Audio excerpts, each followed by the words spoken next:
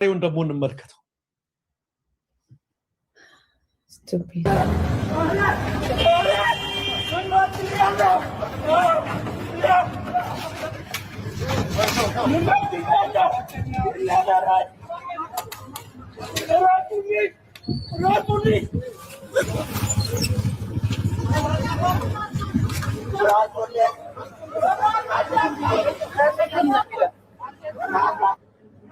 እንግዲህ ተመልከቱ በተዋት እየደወደቡ ምን በድያለው ድረሱልኝ እያለ ነው ወጣቱ። ቅረጹልኝ እያለ ነው። ቅረጹልኝ ድረሱልኝ ይላል። ቅረጹልኝ ይላል። ምን በድያለው ይላል። ምንም ባላጠፋውበት ሁኔታ እንዲህ በአደባባይ በጠራራ ፀሐይ ቢያንስ ከዚህ ከተሰበሰቡት ፖሊሶችና ወታደሮች መካከል አንድኛቸው እንኳን እየሰራን ያለነው ነገር ጥሩ አይደለም ተው የሚል እንኳን የለም። አንድ አይነቶች በጠራራ ፀሐይ በቃ የወንበዴ ሀገር ማለት ነው። ህግ የሌለበት ሀገር ነው እየተፈጸመ ያለው። ተመልከቱ ለማለት ነው ተመልካቾች። ትናንትና ዛሬ ስድስተኛው የፓርላማ ዘመን የ5ኛ ዓመት የመጨረሻ የመንግስት ሪፖርት የሚቀርብበት ቀን ነው።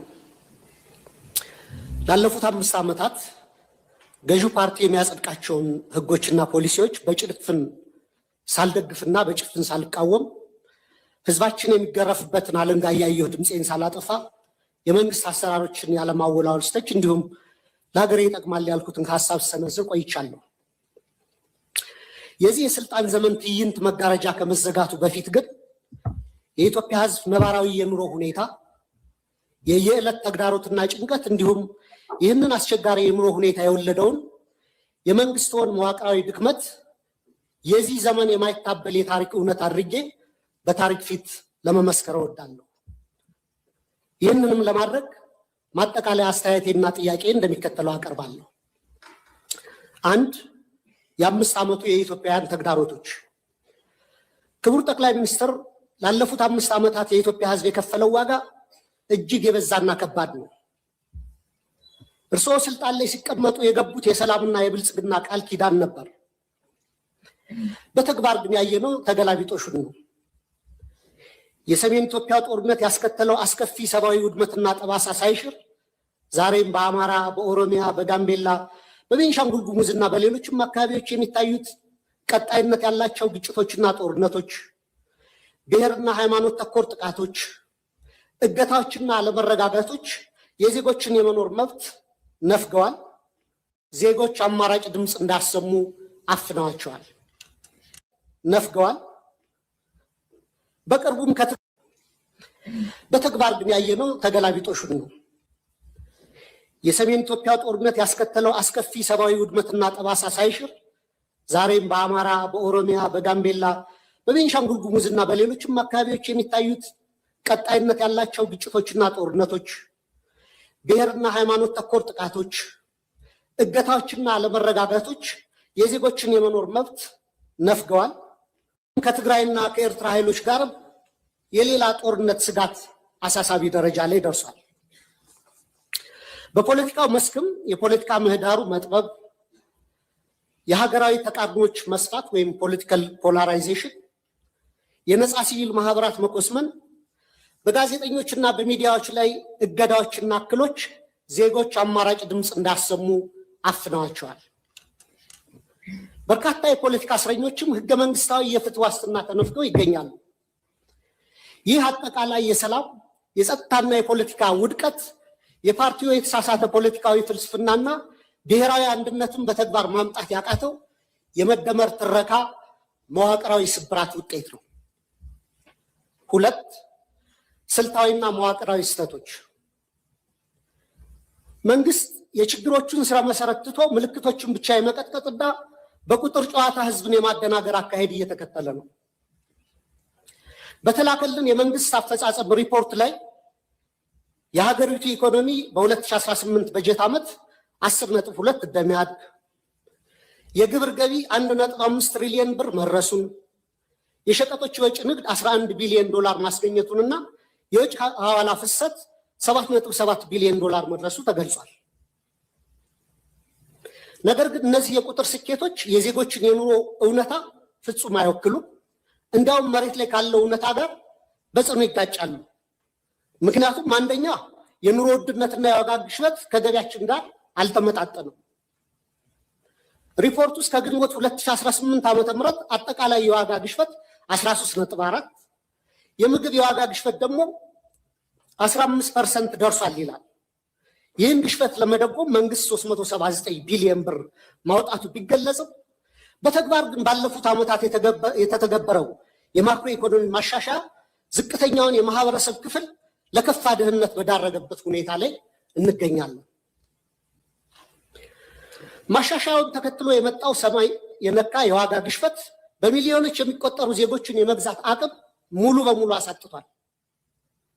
ይህንንም ተከትሎ ቋሚ ደሞዝ የሚከፈላቸው የመንግስትና የግል ድርጅቶች ሰራተኞች፣ ዝቅተኛ ገቢ ያላቸው የከተማ ነዋሪዎች፣ አነስተኛ ነጋዴዎች፣ አነስተኛ ይዞታ ያላቸው አርሶ አደሮችና አርብቶ አደሮች ወገኖቻችን በስውር ረሃብ ውስጥ ወድቀዋል። የቤት ኪራይ ከአብዛኛው ዜጎቻችን ወርሃዊ ገቢ በላይ ሆኗል። በአሁኑ ወቅት በሀገራችን መካከለኛ የሚባል የህብረተሰብ መደብ ጠፍቶ ጥቂት እጅግ የበለጸጉና አብዛኛው በድህነት የሚማቀቅ ሁለት መደቦች ሆነዋል። በመጨረሻም ጥያቄ መንግስቱ ላለፉት 5 ዓመታት ሲከተለው የቆየውን የፖለቲካ ችግሮችን በኃይል ከመፍታት ወደ ሰለጠነ የፖለቲካ ድርድር በመሻገር ሀገራዊ አቅምን የበሉትን የትጥቅ ግጭቶች በዘላቂነት ለመቋጨት ሁሉንም የታጠቁ ኃይሎች የሚጋብዝበት እውነተኛና አካታች የፖለቲካ ድርድር ለማድረግ እንዲሁም የህዝቡን መሰረታዊ ህልውናና የኑሮ ዋስትና ለማረጋገጥ የሚወስዱት በተግባር የሚለካ ግልጽ የሰላም የጊዜ ሰሌዳ ለማዘጋጀት ያለውን ቁርጠኝነት ቢያብራሩልን። በጣም ደስ ያለኝ ነገር ምን ያክል መደመርን እንደበሉት ነው። እውነቴን ነው። በጣም ደስ ያለኝ ስለ ሚዛናዊነት፣ ስለ ክልል ኢምፓወርመንት እና ስለ ሀገር ዩኒቲ ኮሪደር ላይ ብቻ ሳይሆን ዳይቨርሲፋይድ ኢኮኖሚክስ ለመገንባት በጣም ትላልቅ ቁም ነገሮች አንስተዋል። ሙሉ በሙሉ የመደመር መንግስት እሳቤዎች ማለት ነው። ይህ በነበረን ቆይታ አንዱ ከአንዱ ሀሳብ ተወራርሷል ማለት ነው። ሀሳባቸውን ሲሰነዝሩ ኮሪደር ብቻ መሆን የለበትም፣ ማዳበሪያ ፋብሪካም አሉ፣ መሆን የለበትም ግድብም አሉ። ስለዚህ አቋማችን በብዙ ጉዳይ እየተቀራረበ ስለመጣ በጋራ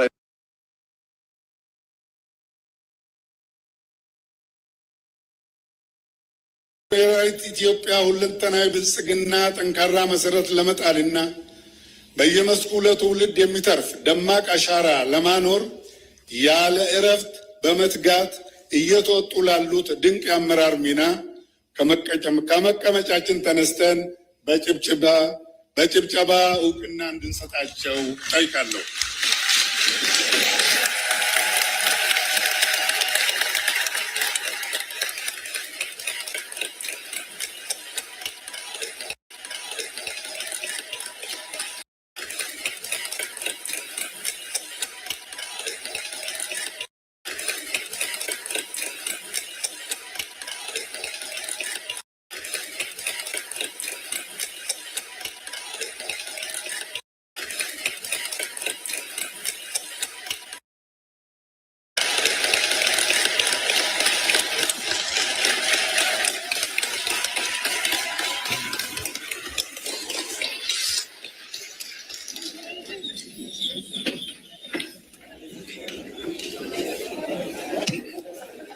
እንደ ፉከራ ስሙት፣ ፉከራ ተመልከቱ። እንኳን ሻዕቢያና ወያኔና ሱዳን ሌላም ቢጨመር በኢትዮጵያ ሉዓላዊነት ቅንጣት ታክል ስጋት የለም። ቅንጣት ታክል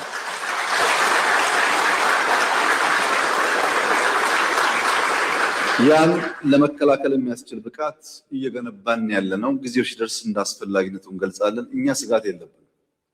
ሰዎች ባረጀ ባፈጀ ስልት ድሮ በሰራ ስልት አሁን ለመጠቀም መሞከር ጠቃሚ አይደለም። ምክንያቱም ያኔ ስልቱ የሰራው በሸበጥ ጮፈሬ የላስቲክ ጫማ መሄድ የፈለገ መቅመል የፈለገ መራብ የፈለገ ቢገባውም ባይገባውም ወስዶ የተከተለ ኃይል ነበረ። አሁን ግን 22 እና መገናኛ ህንፃ አስቀምጠህ እዛ በመቀመጥ አይሆንም ማለት ነው። ተቀይሯል ጊዜው። ሀብት እያፈራህ ሀብትን እያጣጣምክ ራስን ደግሞ ለመስዋዕት ማዘጋጀት አብሮ አይሄድም። አልፎበታል እና ይሄ ምኞትም አይጠቅምም። ነገራችን ላይ አንድ መሪ እንደዚህ ብሎ ከተናገረ በጣም ችግር አለ ማለት ነው። አንድ መሪ እንደዚህ በዚህ ሊክ ምናምን ከፎከረ there is something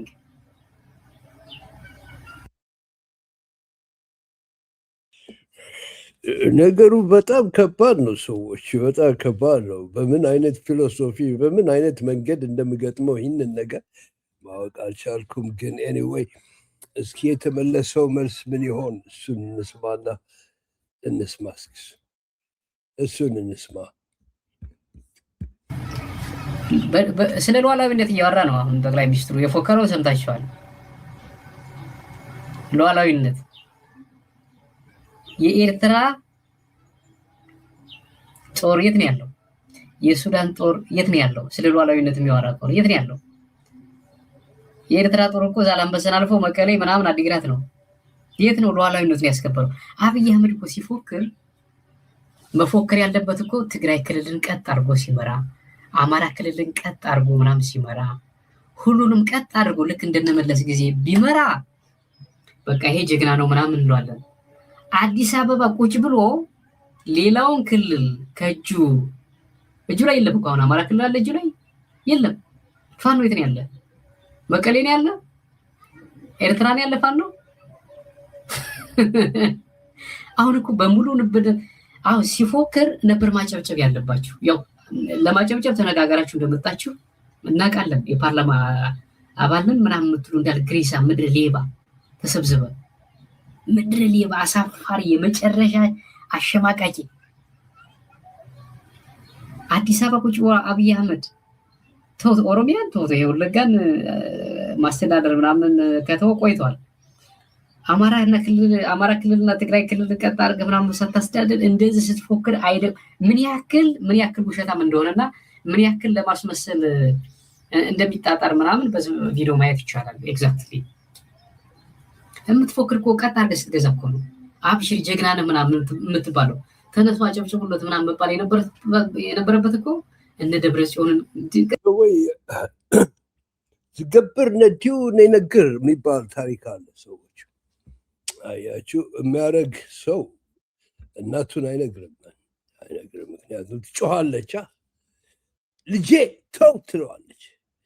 ተው እንጂ ትሞትብኛለህ፣ ትጠፋብኛለህ ትለዋለች ማማ።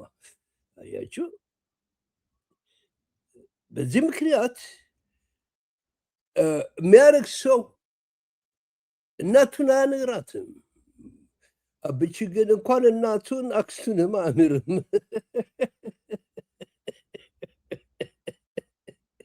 የሚያደርገው ስላልሆነ ብቻ ነው። የሚያደርግ ሰው ጸጥ ነው የሚለው እንደ ሻቢያ ሰዎች። እስኪ ትንሽ እዚህ ጋር ስቀሻ ታስቀኛለህ። ቅጥ አድርገህ ወይ አጥፍተህ ወይ አስረህ እንደ ዘመነ ካሴን ከአማራ ክልል ብናደርጋ የታባቱ ብለህ ምናምን አስወግደህ ክልሉ ቀጥ አድርገህ ምናምን የምትገዛ ቢሆን ነበር እኮ እንደዚህ መጎረር ያለብን። አታፍርም? አዲስ አበባ ቁጭ ብለህ ምናምን ዙሪያው ምሽግ እየቆፈር በፍጹም ሀፍረት አልተቀበለም፣ አልተሸለመም። ሀፍረት እኮ አንድ ሰው ማፈር እኮ ሰዎች ማፈር አስፈላጊ አይደለም፣ ግን የምትናገረውን ማወቅ ይቻላል። የማይችለው ቦታ ውስጥ ነው የገባው። አልቻለውም፣ በትምህርት አልቻለውም፣ በጥበብ አልቻለውም፣ በእውቀት አልቻለውም። የሚያደርገውን ደግሞ አያውቅም። ይኸውላችሁ እንደምታዩት አለሁ ባይ ነው። በቃ እንዲህ አይነት ሰው ምን ታደርጉታላችሁ? ምንም ነገር። እኔ በህይወቴ ውስጥ እንደዚህ አጋጥሞኛል። እውነቴን ነው። መንግስት እኮ አንዳንድ ነገር ያደርጋል፣ አንዳንድ ነገር ይሰራል፣ በምትደግፈው ነገር ይኖራል። ይሄ እኮ ጭራሽ ዲናያል 100% የሚሰራውን ማቅ ሰውዬ እንዴት አይነት ናርሲስት እንደሆነ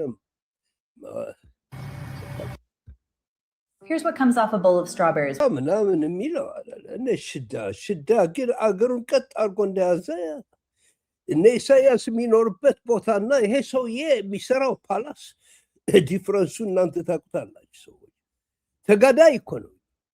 ተገዳዮችን ነው እንደዛ የሚላቸው። ይሄ ግን በውሸት አታለው የመጣ ነው ፓወር ውስጥ አላደለ። በኦሮሞ ህዝብ ምክንያት እድል ተሰጠው። የኢትዮጵያ ህዝብ ደስ አለው፣ ተቀበለው። ብዙዎች እንዲህ አይነት ሰው እንዲህ አይነት ውሸታም አይታችሁ ታውቃላችሁ? የሚገርም ነው፣ የሚገርም ነው። ጀግና ያወራል እንዴ? ጀግና እንደዚህ አይነት ፖስት ያደርጋል? እስካሁን ድረስ ይቀደዳል፣ እስካሁን ድረስ ይዋሻል። እነ ስዩም ተሾመ እስካሁን ድረስ አሰብ ይላሉ ሰዎች ከአዲስ አበባ ሳይወጡ እንዴት እንደሆነ። እና ሰውየው ደግሞ ነገረው ፓርላማ ውስጥ፣ ልክ ገረፈው፣ ልኩን ነገረው። ምን አይነት ሀገር እንደመሰረተ ነገረው። ሀገሪቷን ሸባ እንዳረጋት ነገረው እኮ ዶክተሩ አይደለም።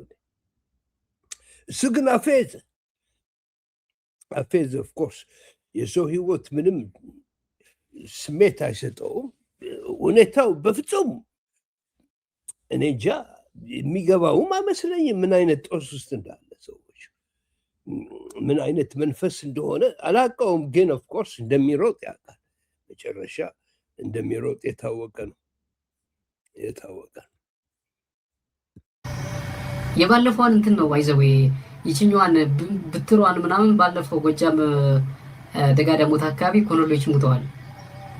እዛው ሞጣትና ሱዳን ሻቢያ ተጨምረው አይባልም። እንደዚህ አይባልም። ድሮ ምናምን አምባገነኖች የሚያወሩትን ወሬ ኮፒ አድርገህ መጥተህ ተሸንፈው እያሉ የሚያወሩት የሚወራው እንደዚህ ነው። ባይዘው ስትሸነፍ በጣም ረገጥ አድርገህ ነው የምታወራው። ስትሸነፍ በደንብ ምናምን አቅም ምናምን ከሌለ በንግግር ነው ከብር ማድረግ ያለብን።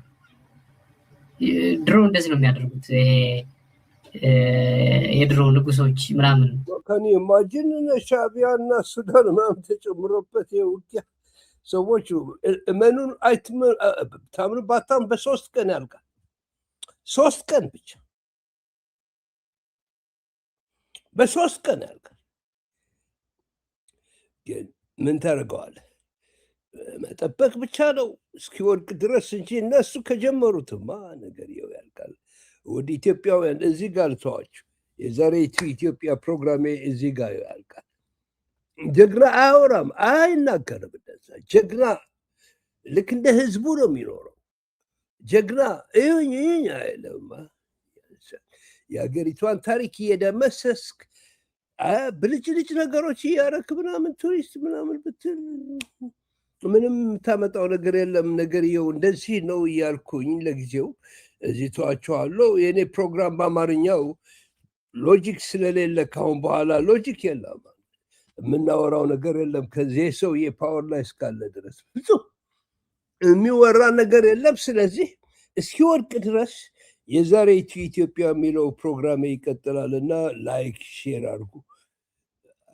ጽምዶ ብቻ ነው የሚያዋጣን። አይዟችሁ፣ እሱን ፈርቶታል፣ ግን መጥቶበታል። የትም አይሄድም እያልኩኝ እዚህ ጋር ተዋችኋለሁ። ለአሁኑ ቻው ኢትዮጵያውያን፣ ቻው፣ ደህና ሁኑልኝ ኤሪትሪያንስ፣ ውድ አፍሪካንስ በጠቅላላ